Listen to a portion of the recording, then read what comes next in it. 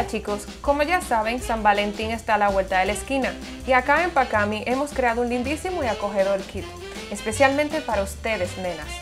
Dentro encontrarás todo lo necesario para disfrutar una noche en casa viendo tu peli o serie favorita. Para esta ocasión haremos el unboxing de nuestro empaque titulado The Cozy Night, inspirado como los intros de las series de TV en los años 50 y 60. Para desempacar, remueve el lazo que se encuentra en la parte superior derecha. Así nuestro hermosísimo diseño se podrá apreciar.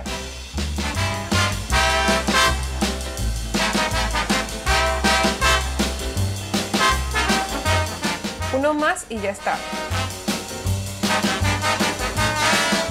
Lo primero que verás al remover el papel es todo lo que contiene la caja, lo cual iremos detallando de forma individual.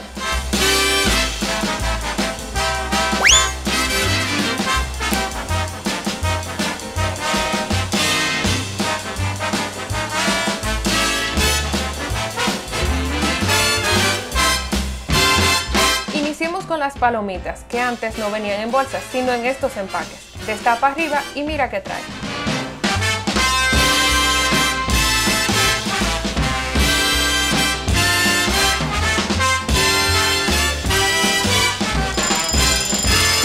Un poco de papel encerado dentro y ya está.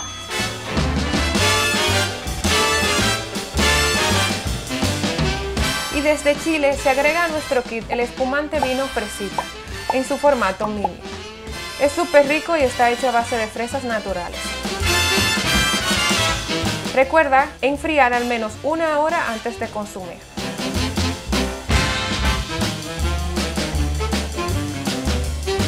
No hay nada mejor que estar a la luz de las velas. Crea un ambiente relajante y dulce, y antes de encender, colócalas en un frasco lleno de agua.